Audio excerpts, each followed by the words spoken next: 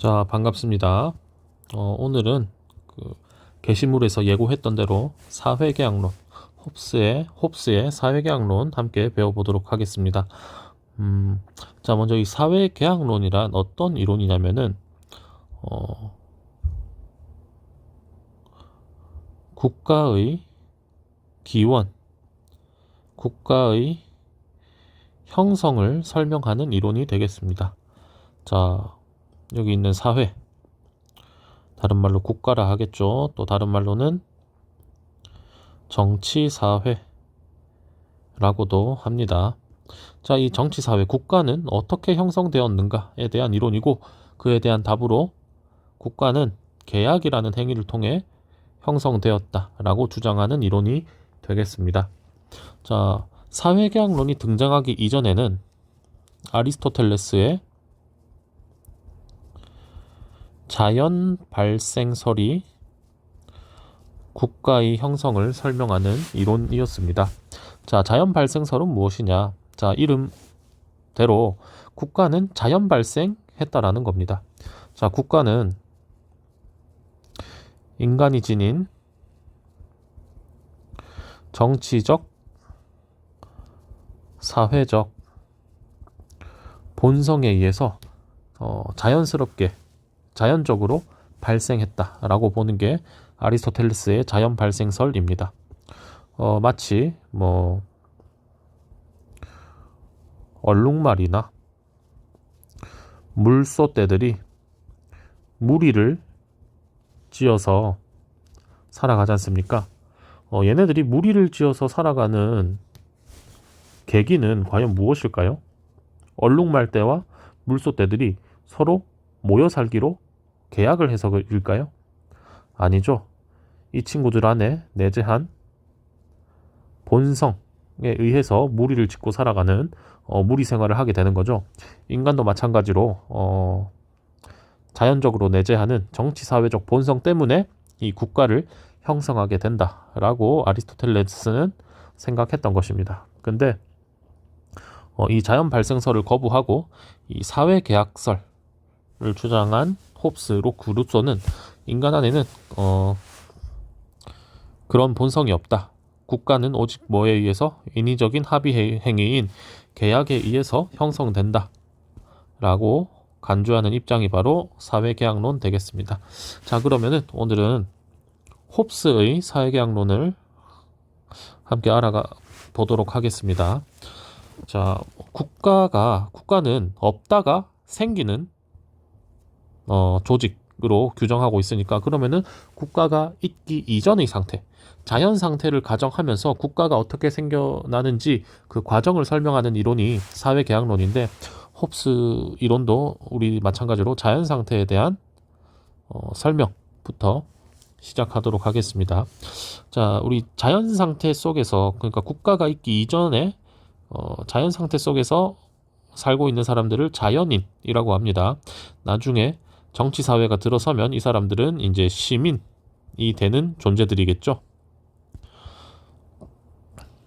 자, 그래서 이 국가가 형성되기 이전에 자연인들은 어떤 특성을 지니고 또 어떤 일들을 겪는지 한편 살펴보도록 하겠습니다. 자, 홉스는 자연인들에게 이러한 본성이 기본적으로 갖춰져 있다라고 생각합니다. 그게 무엇이냐? 자기를 보존하려는 자기 보존, 그리고 다른 말로 생명 보존이라고도 하죠. 생명 보존이 궁극 목적인 존재들이 바로 누구다? 자연인들이다. 자, 그리고 이 자연인들은요, 서로 육체적으로, 정신적으로 능력이 평등하다 라고 홉스는 가정합니다. 여기서 누리는 이 평등, 자연 상태에서 누리는 이 평등을 바로 자연적 평등이라고 합니다. 자, 이 자연적 평등의 구체적인 의미는 무엇이냐? 바로 공통 권력이 없음을 시사하는 바가 되겠습니다. 자, 육체적, 정신적 능력이 평등하기 때문에 공통 권력이 없다. 이게 무슨 뜻이냐면은 만약 육체적, 정신적 능력에 차등이 아주 심해서 특정 개체 한 명이, 특정 자연인 한 명이 아주 강한 힘을 갖는다. 그러면은 그 상태는 자연 상태로 남는 것이 아니라 그 초월적인 힘을 갖고 있는 그 사람을 위시로 하여 어떤 사회가 형성될 것이다라고 보는데, 그 자연 상태는 그렇지 않다라는 거예요. 모두가 육체적, 정신적 능력이 평등하니까 공통 권력이 없기 때문에 사회를 형성하지 않는 자연 상태가 지속된다라고 보았던 것입니다. 자, 그리고 자연인들의 이 두 가지 특성이 있지 않습니까? 자기 보존이 궁극목적인 것과 또 능력이 평등한 것. 그러니까 모두 능력들이 고만고만하다는 거죠. 요 두 가지가 결합하여서 자연인들은 자기 보존에 대해 동등한 희망을 품게 됩니다. 아까 말했다시피 이 동등한 희망도요, 특정 자연인 한 명이 엄청난 초월적 힘을 갖게 된다면은 이 동등한 희망을 자연인들은 품지 못할 거예요. 어차피 이 초월적 힘을 가진 이 개체 한 명이 한정된 자원들을 다 독점할 거다라고 생각하니까 나도 저 자연물들을 획득할 거란 동등한 희망을 감히 품지 못하는 거죠. 근데 자연 상태는 어떻다고요? 모두 능력들이 고만고만하기 때문에 내가 노력을 하면은 저 재화들을 나의 자기 보존을 위해서 사용할 수 있겠구나 하는 동등한 희망을 품게 된다라는 겁니다. 자, 그리고 자연인들은 또 자연적 본성을 지니는 게 있는데, 요거는 감정이라고 생각하시면 된다. 자연인들은 자연 상태에서 어떤 감정들을 디폴트 값으로 갖고 있느냐. 자, 먼저 첫 번째, 경쟁심. 두 번째, 불신. 그리고 세 번째가 공명심. 이 세 가지를 자연적인 감정으로 갖게 된다라고 홉슨은 생각합니다. 이 공명심은 번역어가 좀 다양합니다. 허영심으로 번역될 때도 있고 영광에 대한 욕구로 번역될 때도 있습니다. 자, 자연인들은 이 경쟁심과 불신과 공명심, 이 세 가지 감정을 전부 자연 상태에서 자연적으로 갖고 있게 된다. 이 공명심이라는 것은 다른 사람보다 좀 잘나고 싶은 그런 욕구를 공명심이다 라고 생각하시면 됩니다. 허영심은 여러분들 한번 들어보셨을 겁니다. 자, 그리고 자연 상태의 특징, 자연인이 아니라 저 자연 상태의 특징 한번 살펴보도록 하겠습니다. 자, 자연인들의 특징이 이러하기 때문에 자연 상태는 어떤 특징을 갖게 되느냐? 바로 전쟁 상태라는 특징을 갖는다는 것입니다. 요거를 달리 말하면은 만인에 대한 만인의 투쟁 상태, 이게 바로 자연 상태가 처하게 될 현실이라는 거죠. 자, 자연 상태의 자연인들은 모두 능력에 있어서 평등하다 그랬습니다. 그래서 자기 외 다른 모든 인간들을 제압할 수 있는 무엇이 부재하다? 공통 권력이 부재하다라는 겁니다.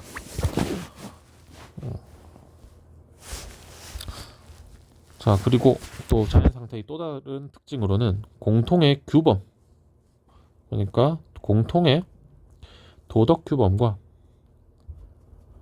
혹은 법을 입법하고 강제할 공통 권력, 즉 주권자가 없으므로 무도덕 상태라고 가정을 합니다. 자, 이 무도덕은요, 비도덕과 다른 겁니다. 비도덕은 도덕적으로 나쁘다는 것을 의미하잖아요. 근데 이 무도덕은 뭐냐면은 도덕의 기준 자체가 없는 상황이라는 거예요. 자, 그래서 도덕적 관념, 도덕적 기준조차 없으니까 어떻게 된다? 선악 개념도 없고요.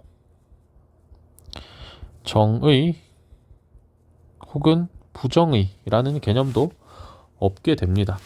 자, 그래서 나중에 살펴보겠지만 자연 상태에서는 다른 사람의 생명과 다른 사람이 갖고 있는 물건, 다른 사람이 취득하고 있는 그 물건까지도 나의 수단으로 사용해서 자기 보존을 할 자유가 주어지거든요.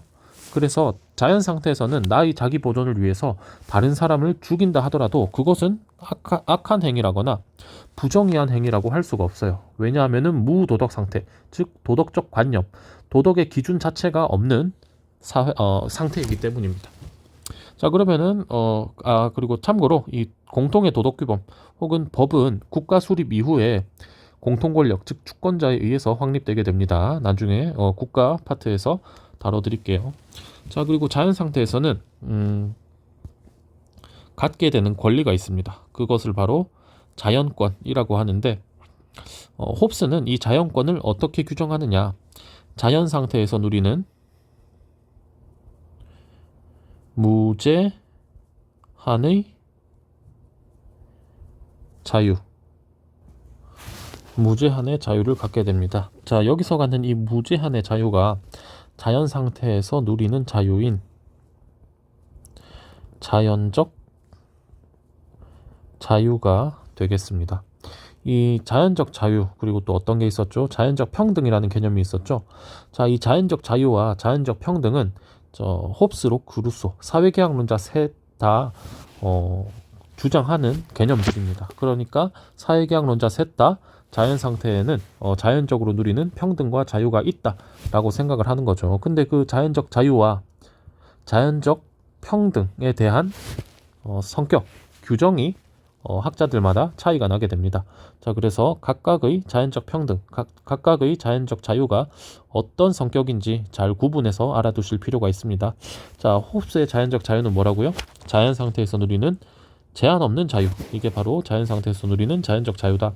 자, 그럼 자연권의 성격, 자연 상태에서 누리는 무제한의 자유는 어떤 성격을 갖고 있는가? 자,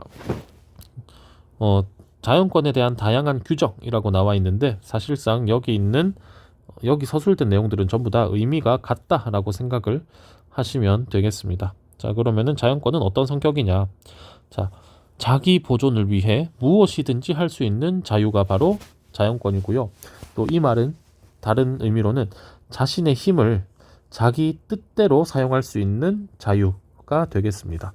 또 달리 말하면은 자신의 판단과 이성에 따라 가장 적합한 조치라고 생각되는 어떠한 일이라도 할 수 있는 자유가 바로 또 자연적 자유이고, 또 타인의 뭐까지 신체와 취득물까지 수단으로 사용할 수 있는 자유가 바로 이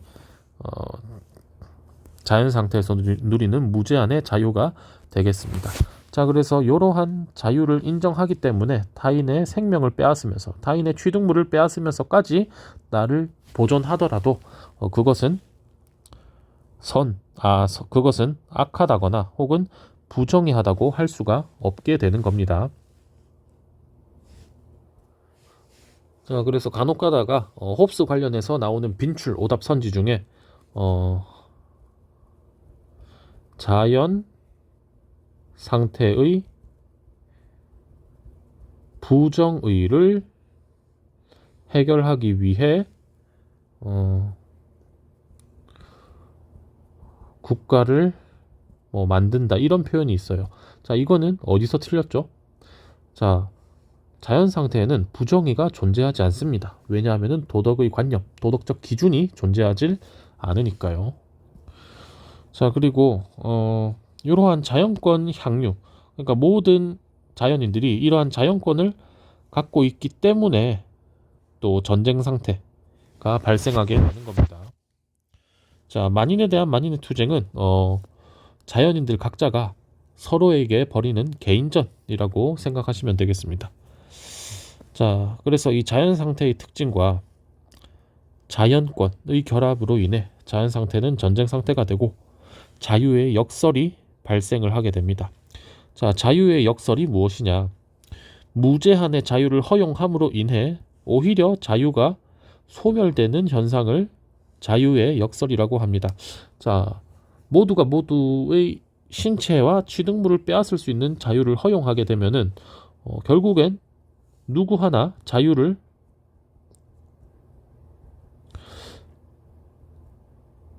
제대로 누리지 못하게 됩니다. 내가 다른 사람의 재화를 빼앗더라도 또 다른 사람에 의해서 빼앗길 수 있으니까요. 자, 그래서 무제한의 자유를 누리는 상태는 그리고 여기서 선생님이 소유물이라고 안 하고 굳이 취득물이라는 단어를 쓴 이유가 있습니다. 자, 자연 상태에는요, 만물에 대한 취득권은 있으나 소유권은 없는 상태를 말하는 겁니다. 자, 취득권과 소유권은 무슨 차이가 있느냐? 취득권은 그냥 다른 사람이 갖고 있는 걸 빼앗을 권리, 그걸 취득권이라고 합니다. 혹은 아무 또 주인이 없는 자연물을 자신의 것으로 만들 그런 권리가 바로 취득권입니다. 근데 소유권은 무엇이냐? 어떤 재화가 나에게 계속해서 속하는 것을 보장해 주는 권리, 그것을 소유권이라고 합니다.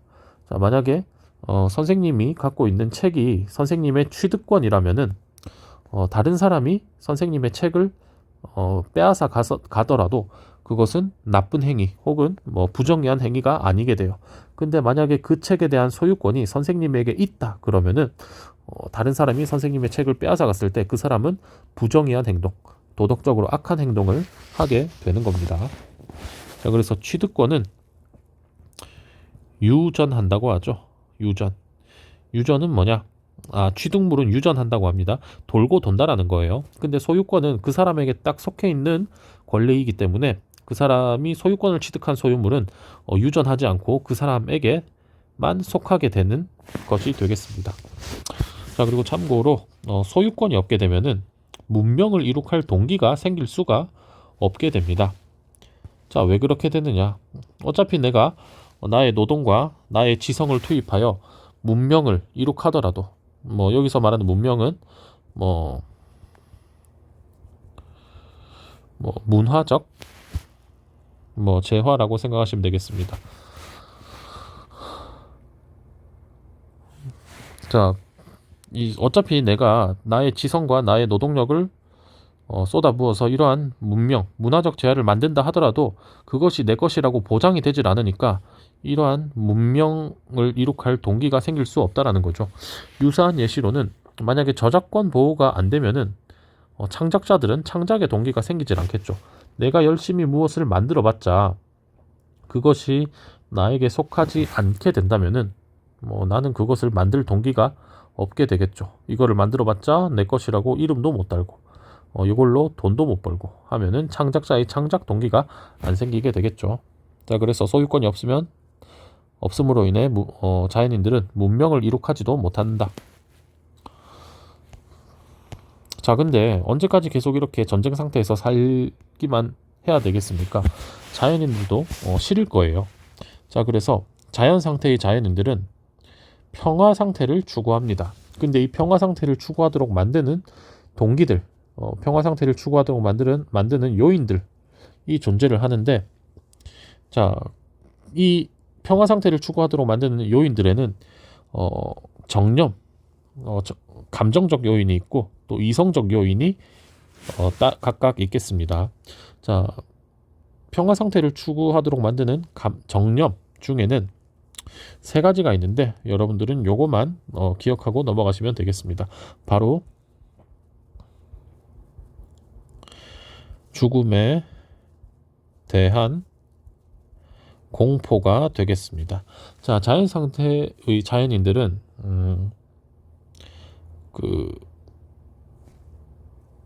자연 상태의 자연인들은 내가 다른 사람의 생명을 빼앗을 수도 있지만 나의 생명을 다른 사람에게 빼앗길 그런 환경에 처해 있기 때문에 언제나 죽음에 대한 공포를 안고 살아갑니다. 근데 이러한 공포를 계속 느끼다 보면 어떻게 되겠어요? 계속 그러한 전쟁 상태에서 살고 싶을까요? 아니죠. 이 평화 상태를 추구하게 만드는 정념으로 이 죽음에 대한 공포가 작용을 할 것입니다. 그리고 생활 편의를 돕는 생활용품에 대한 욕망, 그러니까 문명 같은 거를, 재화 같은 거를 얻고 싶은 그런 욕망이 생기고 또 그러한 재화들을 내 노력으로 획득할 수 있다는 희망도 들게 되는데 뭐 이런 정념들도 평화 상태를 추구하도록 만든 동기들 중 하나인데 여러분들은 죽음에 대한 공포 요 감정이 주요하게 작용하여 평화 상태를 추구하도록 만들 것이다 라고 알아두시면 되겠습니다. 자, 그리고 자연 상태의 자연인들은 뭐 동물처럼 살아가긴 하지만 이성이 없는 동물은 아닙니다. 자연 상태의 자연인들은 이성적인 존재거든요. 자, 그래서 자연 상태에 처하게 된 이성적 존재자인 자연인들은 그 어떤 이성적 통찰을 하게 됩니다. 이성을 갖고 있다면은 이 생각이 자연스레 들 수밖에 없는 그런 내용인데 바로 이성이 자연인들에게 자연법을 제시한다. 자, 이 자연법을 진짜 법과 같은 의미로 생각하면은 안 돼요. 아퀴나스라든가 혹은 뒤에 볼 로크의 자연법 같은 경우에는 인간의 행동을 규제하는 그런 행동 규범, 행동에 대한 규제로서의 의미를 갖는데 여기서 말하는 홉스가 말하는 자연법은요.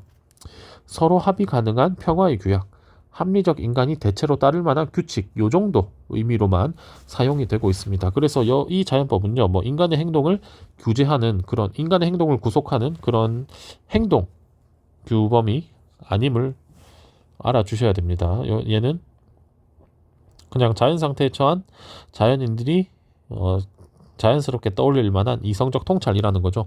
자, 그러면 이 자연법의 내용이 무엇이 되느냐? 자, 먼저 자연법의 지시 내용. 그러니까 자연인의 이성이 자연인에게 지시합니다. 첫 번째, 뭐를 추구하라? 계속 이렇게 살래? 안 되겠지. 평화를 추구해야 되지 않겠어? 라면서 평화를 추구하라 라는 명령을 자연 상태의 자연법이 지시를 하게 됩니다. 자, 그리고 두 번째, 그럼 평화를 어떻게 추구해야 되는데?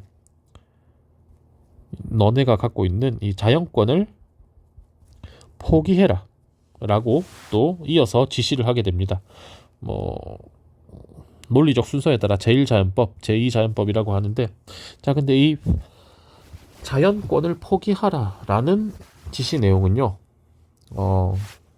뭘로 동치가 되냐면은 자연권을 상호 양도하는 방식의 계약을 맺어라 라는 지시와 똑같은 의미가 된다라고 합니다. 물론 여기서 여기로 넘어가는 논리 전개가 리바이어던에 등장하긴 하지만 여러분들은 몰라도 된다고 생각합니다. 뭐 내신이라든가 모의고사 문제 푸는 데 있어서는 말이죠. 자, 그래서 평화를 추구하라 다음에 따라 나오는 제2자연법이 뭐라고요? 자연권을 상호 양도하는 방식의 계약을 맺어라. 자, 그리고 근데 자연권 무제한의 자유를 서로 양도하는 방식의 계약을 맺어라는데 양도하지 않는 권리도 존재합니다. 그 권리가 무엇이냐? 양도할 시에 자기 보존을 위태롭게 할 권리들은 양도하지 않아도 됩니다. 자, 여러분, 죽음에 대한 공포로 인해서 자기 보존이 위태로울 것 같기 때문에 계약을 맺는 거잖아요.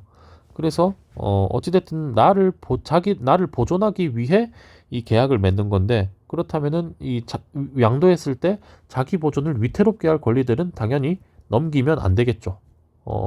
목적에 반하는 행동이 되니까요. 그러니까 계약을 맺는 목적에 반하는 행동이 되기 때문에. 자, 그리고 세 번째, 계약을 맺었으면 지켜라 라고 하는 마지막 세 번째 자연법이 제시된다고 합니다. 자, 이 계약은요, 홉스의 계약은요, 계약 혹은 신의 계약으로 지칭이 됩니다. 사실 이 사회 계약이라는 말은 저 영어로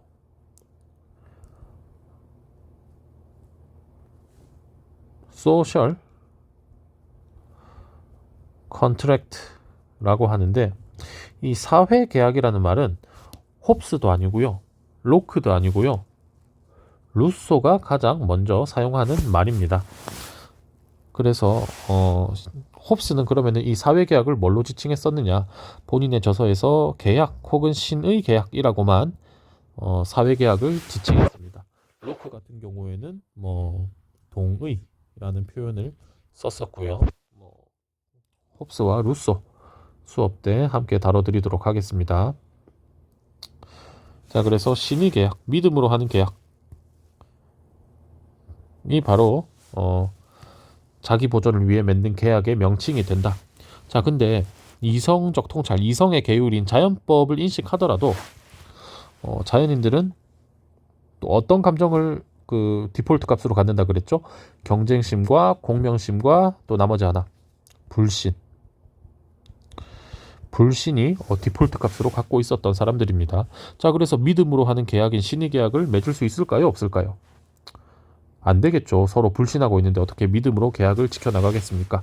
자, 그래서 이성의 계율인 자연법을 인식하더라도 상호 불신에서 기인하는 어떤 공포? 계약 불이행의 공포로 인해 자연법만으로는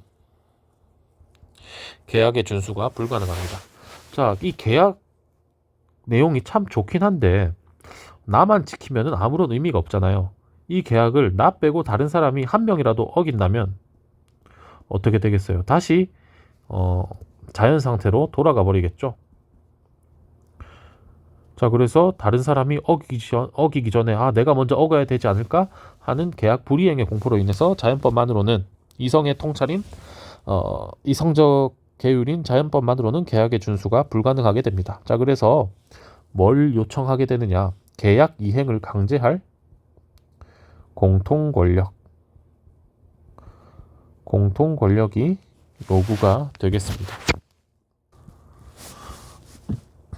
자, 그럼 이제 홉스가 요청하는 이 공통 권력을 어떻게 세워가는지 한번 알아보도록 하겠습니다. 자, 사실 요 공통 권력의 요체는 국가인 거죠. 자, 이 국가의 기원은요, 위에서 말했다시피 믿음으로 하는 계약, 이 신의 계약의 준수를 강제하기 위해서 공통 권력, 모두에게 적용되는 권력이라는 거죠.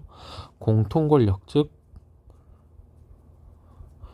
주권자 혹은 국가를 수립하는 계약이 기원인 게 바로 이 국가. 이게 기원이 돼서 만들어지는 게 바로 국가라는 의미가 되겠습니다.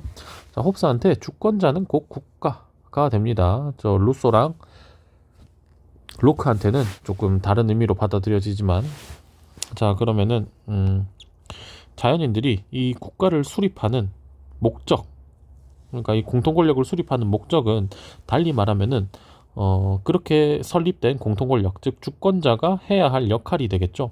자, 주권자는 무엇을 하느냐? 먼저 일단 자연인들은 국가를 왜 수립하느냐? 말했다시피 죽음의 공포에서 벗어나기 위해, 그러니까 자기 자신을 확실하게 보존하기 위해 국가를 세웁니다. 그럼 주권자의 역할은 무엇이겠어요? 시민들을 확실하게, 시민들의 생명을 확실하게 보장을 해 주어야겠지요. 자, 그리고 또 계약 불이행의 공포로 인해서 국가를 만든다 그랬죠. 그래서 자기 자신을 포함한 모든 시민들로 하여금 계약 이행을 강제하기 위해 자연인들이 국가를 세웠으니까 주권자의 역할은 또 뭘까요? 시민들에게 계약 이행을 강제해야 되겠죠. 자, 그러면 이 주권자가 수립되는 방식은 무엇이냐? 자, 자연인들이 지닌 모든 권력을요,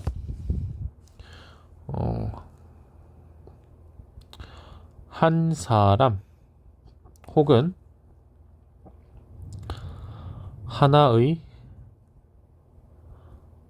합의체, 이쁘게 다시 쓰겠습니다. 하나의 합의체에 양도하는 겁니다.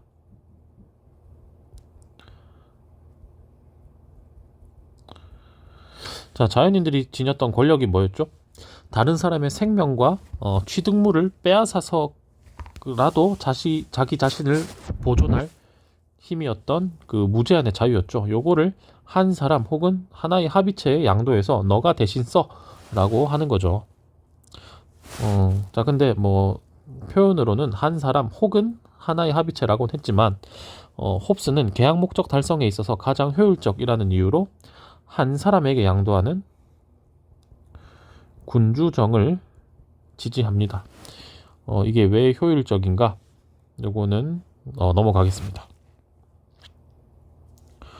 뭐 한 사람이 일괄적으로 처리하는 게 효율적이다라고 생각을 한대요. 왜냐하면은 둘 이상의 합의체에 의해 이 권력이 행사되면은 뭔가 두 의지의 상충이 둘 이상의 의지의 상충이 일어날 수 있으니까 효율적이지 못하다라고 봤던 거예요. 그래서 한 사람이 혼자 결정하는 게 가장 효율적이다.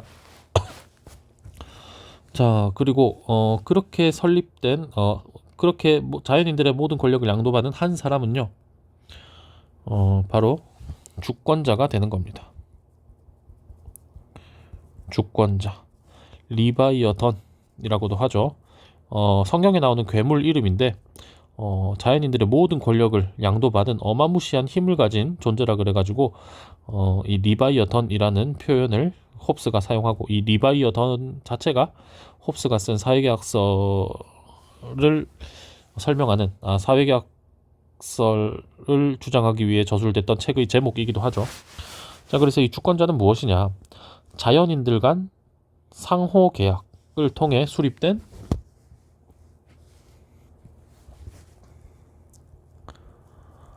하나의 인격이 되겠습니다. 자, 근데 여기서 이 자연인들 간 상호 계약이라는 표현이 등장을 하죠. 이 계약의 주체들은요, 자연인들로만 한정이 됩니다. 권력을 넘겨받은 주권자는요, 이 계약의 주체가 아닙니다. 예, 사실 홉스의 이론이 막 그렇게 치밀하게 전개가 되는 건 아닙니다. 그럼 주권자는 어디에서 나타나냐?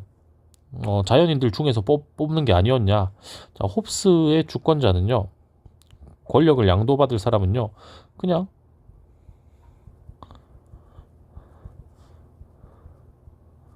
지나가는 사람 1의 느낌이 있습니다.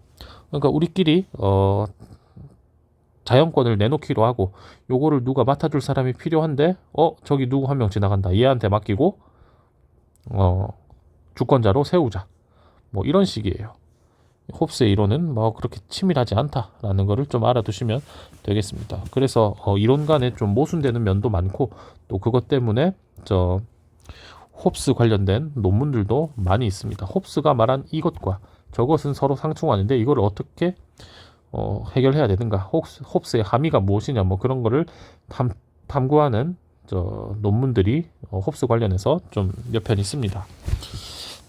자, 그래서 이 주권자를 세웠으니까 이 주권자의 특성과 성격에 대해서 좀 알아보도록 하겠습니다. 자, 주권자는요, 권리를 지니게 됩니다. 어떤 권리들이냐? 자, 계약 목적 달성. 계약의 목적이 뭐였죠? 시민들이 자기 자신을 보존하기 위해 계약을 맺었잖아요. 그래서 시민들의 자기 보존을 보장하기 위한 이 목적을 달성하기 위한 수단, 뭐 대책, 혹은 국가 단위에서는 뭐 정책이 되겠죠. 계약 목적 달성을 위한 수단에 대해 판단할 권리를 자연인에게 아예 줘버립니다. 자, 그래서 자연인은 시민들의 생명을 보존하기 위해서 그 어떤 수단이라도 자의적으로 설정할 수가 있습니다. 자, 그래서 그 수단 선택 영역에서의 자의적 행동 있잖아요. 주권자가 수단 선택 영역에서 자의적 행동을 한다면은 시민들은 그 행동을요, 자신의 의지를 통한 행동이라고 승인해야 합니다. 이거를 두고 시민들 모두가 리바이어던이라는 하나의 인격으로 통일된다라고 표현하기도 합니다. 자, 그리고 자연인들에게 무제한의 자유를 양도받았었죠. 그렇기 때문에 계약 목적 달성을 위해서 시민의 생명과 재산도 자의적으로 처분할 수가 있습니다. 자, 자연 상태에서 자연인들은 다른 사람의 생명과 취득물을 마음대로 사용할 수 있었죠. 무엇을 위해? 자기 보존을 위해. 그래서 이 권리를 넘겨받았기 때문에 자연인도 시민의 생명과 재산을 자의적으로 처분할 수가 있습니다. 단 어떤 목적 하에서만? 계약 목적을 달성하기 위해서만 이러한 자의적 행동을 할 수가 있게 되는 겁니다. 자, 그리고 자연인은 또 어떤 권리를 갖게 되느냐? 그 국가 정치 사회가 들어선 이후에 비로소 도덕에 대한 규범이 생긴다라고 여기서 다뤘었죠. 네, 자연인은 도덕 판단의 기준, 그러니까 도덕 규범을 확립할 권리가 생깁니다. 그래서 자연인이 수립되고 난 이후에 주권자 공통 권력이 수립된 이후에 비로소 선, 악, 그리고 정의, 부정의가 규정이 되게 됩니다. 이제 국가 상태에서 다른 사람을 죽이거나 다른 사람의 소유물을 빼앗는 행위는 비로소 악한 행위, 부정의한 행위가 되게 됩니다. 자, 그리고 또 세 번째, 자연인은요, 입법, 사법, 집행, 집행권은 홉스가 보상과 처벌을 행할 권리라고 하는데, 어찌됐든 우리가 중학교 사회 시간에 배우는 이 3권을 독점하게 됩니다. 그러니까 홉스의 국가는요, 권력 분립이 일어나는 국가가 아닙니다. 지금 현대 민주사회는 대부분 3권이 다 삼권 분립이 되어 있죠. 근데 홉스는 이 자연인 혼자서 모든 권력을 독점해야 합니다. 자, 그리고 이제 주권자에 대해서 알아보았으니까 주권자가 갖고 있는 권리, 권력, 주권에 대해서 한번 알아보도록 하겠습니다. 자, 주권은 어떻게 형성되느냐? 자연인들이 자연 상태에서 누리던 자연권을 넘겨받음으로써 형성된다 그랬어요. 근데 자연인들이 모든 권리를 넘기는 게 아니라 자기 보존 위태롭게 할 권리를 제외하고 넘긴다 그랬죠. 그래서 그렇게 이런 것들을 제외하고 넘겨받은, 양도받은 권력이 바로 주권, 국가의 주권이 되는 겁니다. 자, 근데 이 주권자가 양도받은 주권 있잖아요. 요거는요, 양도할 수 없고 분할될 수가 없습니다. 왜냐? 자연인들, 즉 계약 당사자들은 피양도자, 양도받을 사람을 특정해서 넘겨주었기 때문입니다. 자, 예를 들어서 이런 비유는 좀 안 어울리는 것 같기도 한데, 친구에게 생일이든 아니면 기념일을 축하하든 이 선물을 주었다고 칩시다. 근데 이 선물을 친구가 아무 동의 없이 다른 사람에게 넘겨주면은 기분이 나쁘죠. 왜냐? 내가 네 선물, 너의 선물이라고 넘겨주었기 때문이죠. 이 계약의 형태는요, 피양도자를 특정해서 이 자연인들의 자연권을 넘기기 때문에 이거를 다른 사람한테 주어서는 안 됩니다. 자, 그렇기 때문에 양도가 안 된다 그랬고, 또 분할될 수도 없습니다. 내가 선물을 3개 받았으면은 이 3개 중에 하나는 네가 가져라 라고 넘겨줄 수도 없는 게 됩니다. 그래서 주권자는 자연인들로부터 받은 권력을 다른 사람에게 넘겨줘서도 안 되고 나눠 가져서도 안 됩니다.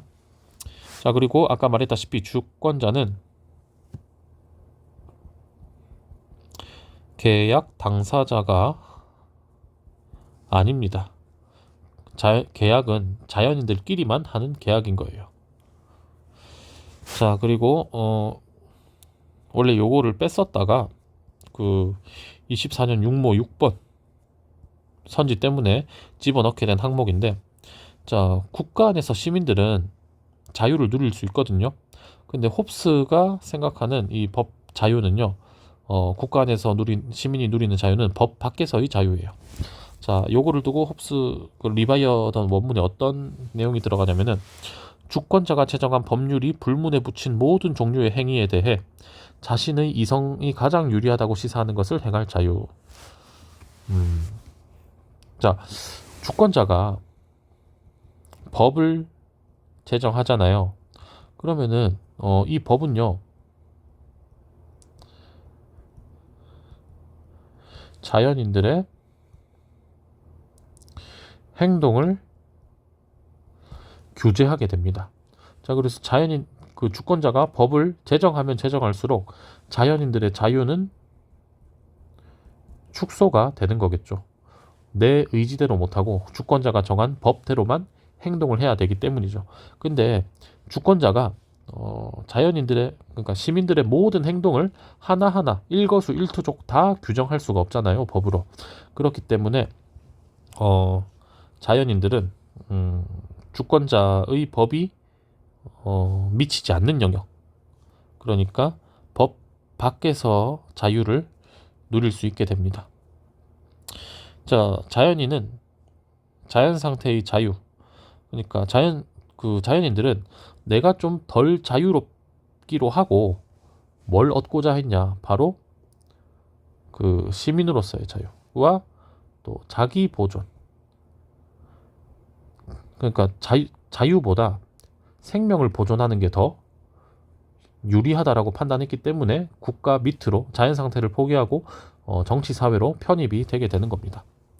자, 그래서 국가 안에서 누리는 시민의 자유를 시민적 자유 혹은 사회적 자유라고 하는데, 홉스가 주장하는 이 사회적 자유는 어디에서 존재한다고요?